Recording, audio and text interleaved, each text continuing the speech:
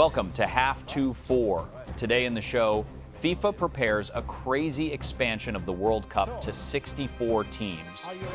Morgan Rogers makes a provocative statement about Arsenal during his presentation at Chelsea, while Madrid Real agrees personal terms with Rodri and Alejandro Garnacho's transfer to Aston Villa advances. We talk about all this and much more right now.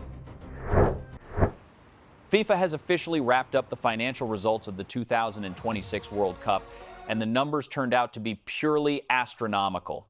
Instead of the projected 11 billion, the organization generated over 13 billion United States dollars, making this tournament the most profitable event in sports history. The primary cash explosion was delivered by American stadiums with their cosmic ticket prices, VIP boxes, and broadcasting rights sales.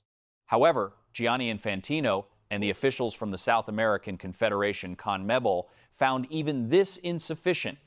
Now they are seriously pushing the idea of expanding the 2030 World Cup from 48 to 64 teams.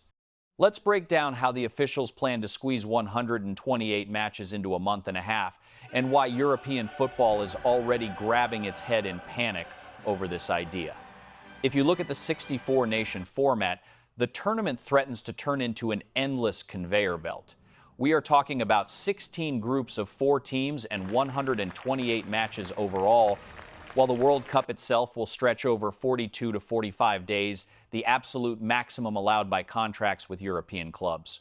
Watching all the fixtures live will be physically impossible, since the group stage will feature matches across 4 to 5 daily slots, and on certain days, games will run in parallel on different channels.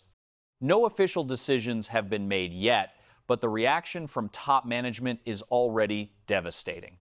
UEFA President Alexander Cheferin and the head of the Asian Confederation, Sheikh Salman, have openly opposed the initiative, calling the 64-team idea chaotic and something that completely devalues the qualifying process. What do I think?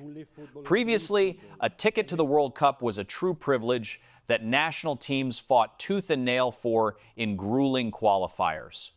Now, with every expansion, the World Cup will feature more and more mediocre teams. Naturally, for the participating nations, it is a massive celebration, but from the standpoint of intrigue and entertainment, it is an absolute nightmare.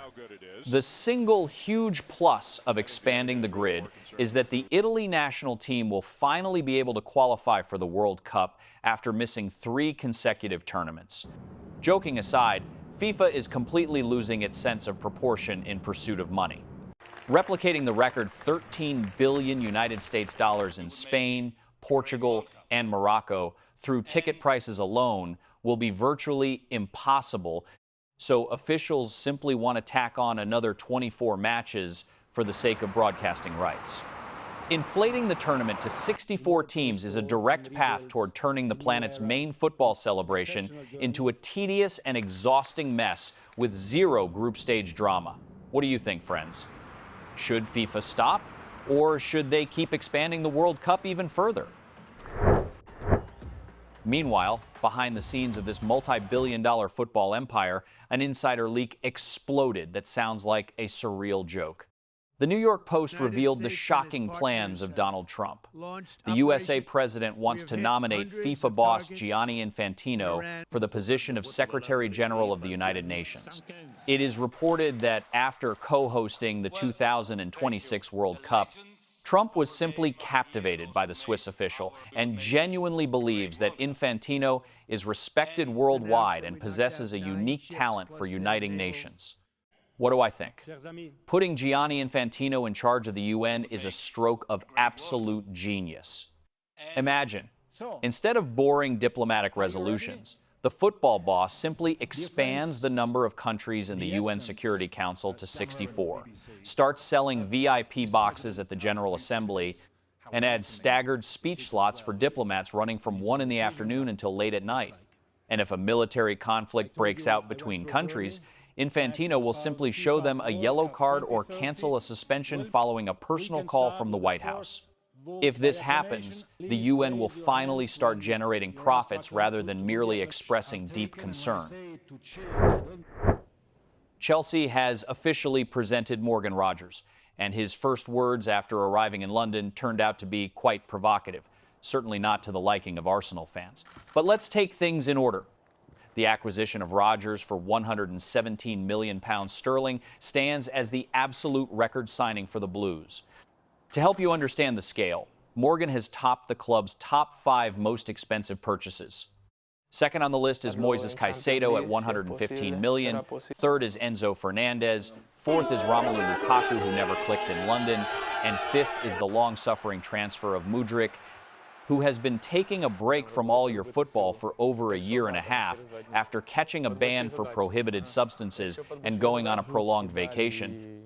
So Morgan Rodgers, fresh after picking up his Chelsea shirt, decided to set things ablaze in his very first interview. Chelsea are the biggest in London, a club I've always admired since I was a kid. I'm happy to join the biggest club in London. How about that statement, Arsenal fans? It sounds very provocative, because for a long time the Gunners were considered the main suitors for the player. And according to available reports, he was also open to joining Mikel Arteta. And then comes this line. What can you say here? Everyone is entitled to their opinion. Furthermore, Rodgers emphasized that Xabi Alonso's vision of football aligns perfectly with his own views. I had a few conversations with Xabi Alonso. It was important for me to come here and understand what kind of manager he is, how he works, and what he demands. His vision aligns very strongly with how I see football myself. In addition, the player noted the special support of his longtime friend Cole Palmer, with whom he played back in the Manchester City Academy. And as for Cole Palmer, he has never written so many messages to me in his life. He generally doesn't like sitting on his phone, but this week he was incredibly active. It feels really good to know that my arrival here is so important to someone else. I think Chelsea pulled off a brilliant operation. They didn't just outmaneuver Arsenal, they also resolved all questions regarding the player's adaptation. Cole Palmer will instantly integrate Morgan into the squad, so we won't have to wait years for chemistry to develop. A very hot Premier League season lies ahead, where we will regularly see their signature double cold goal celebration. In the English transfer market, the next chapter of this Birmingham-London saga is unfolding. While Rodgers settles in at Stamford Bridge, Aston Villa has already launched a decisive offensive to secure a replacement. The Birmingham side sent London an official inquiry regarding 22-year-old Alejandro Garnacho. Unai Emery personally gave the green light for this move and views the winger as a priority target, so the clubs are fully sorting out the details of a loan with an obligation to buy. Let's break down the financial demands of the Londoners and find out why the Argentine is already sitting on his suitcases and no longer training with Xabi Alonso's squad. The bosses of the London club immediately ruled out a dry loan. They value Garnacho at €50 million and demand firm guarantees of a permanent sale. Villa offered buyout terms that are far easier to activate than those proposed by Italian Roma, making the Birmingham side the absolute favorites. Personal terms with the Argentine's agents are nearly finalized, so only the final yes from the player himself is missing for a complete negotiation hat-trick. Alejandro didn't even participate in a full pre-season under Alonso, as London no longer relies on him. Clearly, the recent record check for Morgan Rodgers significantly thawed the ice between the boards and opened a direct corridor for this deal. What do I think? For Emery, this is a logical attempt to cover the loss of Rodgers ahead of their Champions League campaign. The Londoners are completely justified in demanding their €50 million and have no intention of giving players away for free. While for Garnacho himself, moving to Birmingham is practically the last chance to save his career. The kid is only 22 years old, yet he has already bounced around Atletico Madrid, Manchester United, and Chelsea, without ever establishing himself as an undisputed starter anywhere. His talent is insane, but his mindset clearly needs fixing. I really hope Unai Emery finds the right key to this headstrong player and gets him to finally play football instead of fooling around. What do you think, friends? Can Garnacho unlock his potential at Aston Villa and fill Rodgers' void? In the Spanish transfer market, one of the loudest storylines of the summer is taking shape, as Madrid Real unexpectedly revisited its plans regarding the Ballon d'Or winner and World Cup best player, 30-year-old Rodri, The dynamic surrounding the Spanish Manchester City midfielder changed in just the last few hours. One of the most reliable insiders, Matteo Moretto, confirmed that a genuine internal U-turn took place within the Royal Club, with Florentino Perez significantly softening his stance and giving the green light to this potential deal. Let's break down why the Madrid boss initially vetoed the transfer, what exactly made him change his mind, and where negotiations stand right now. Initially, Perez categorically blocked the signing of the holding midfielder for three systemic reasons. First, the age limit. Real's strategy relies exclusively on investing in young talent with long-term prospects. Second, concerns over his severe cruciate ligament injury back in 2024. Third, an unwillingness to pay a hefty fee to Manchester City for a player whose contract expires in a year. However, after Rodri led the Spain national team to World Cup gold and claimed the tournament's Ballon d'Or, part of the board of directors, along with Jose Mourinho, exerted intense internal pressure on Perez. They proved that for ideal balance in midfield, the team desperately needs such an experienced conductor. On top of that, Rodri himself rejected an astronomical extension offer from the citizens and made it clear his ultimate dream is a return to his native Madrid. According to sources, Real and the players' representatives have already reached a full verbal agreement on personal terms, and the Spaniards are preparing to offer Manchester City around 50 to 60 million euros for the midfielder's buyout. What do I think? This 180-degree transfer turnaround from Perez is an absolute victory for common sense and the sporting department. Of course, buying a 30-year-old player for 50 to 60 million euros is a departure from Real's usual policy, but Rodri is currently the best holding midfielder on the planet. Following the departures of Toni Kroos and Luka Modric, Madrid catastrophically lacked this level of football intelligence, and convincing the Manchester City bosses to release their leader a year before his contract ends will be much easier when the player himself is desperate to move to Madrid. A loud off-pitch scandal has erupted around the Bayern and France national team winger Michael Olise. The reputable German publication BILD published a high-profile investigation into the personal life of the 24-year-old footballer. 34-year-old German citizen Fatima Zonbrecher publicly stated that she is raising a 20-month-old daughter fathered by the star player.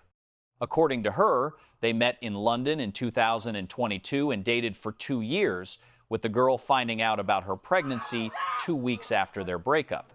A DNA test has already officially confirmed Olise's paternity, but the child's mother accuses the Frenchman of completely refusing to help raise the child and failing to pay child support. Let's dive into the details of this loud story, the legal claims, and the player's own reaction. According to Fatima, DNA testing has put an end to the paternity question, and Michael himself acknowledged the daughter, yet categorically refuses to see her or take any part in her life. Furthermore, the woman claims she received no financial support or child support, despite previous agreements between her side and the player's lawyers. Right now, all communication between them occurs exclusively through lawyers, while the mother demands official financial payments and hopes her daughter will one day see her father. Olise himself is refraining from public comments, but right after the article came out in BILD, he reacted radically to the hate, simply disabling comments under his Instagram posts. I think scandals like this right before important matches are always a heavy psychological blow for a player. Olise can be as silent as he wants on the pitch and in the press, but you can't hide from lawsuits and financial obligations behind a closed Instagram account. German lawyers know how to squeeze every penny in these cases, so Michael will either have to pay the full bill or prepare for prolonged media pressure. What do you think, friends? Will this scandal impact Olise's performances for Bayern in the new season?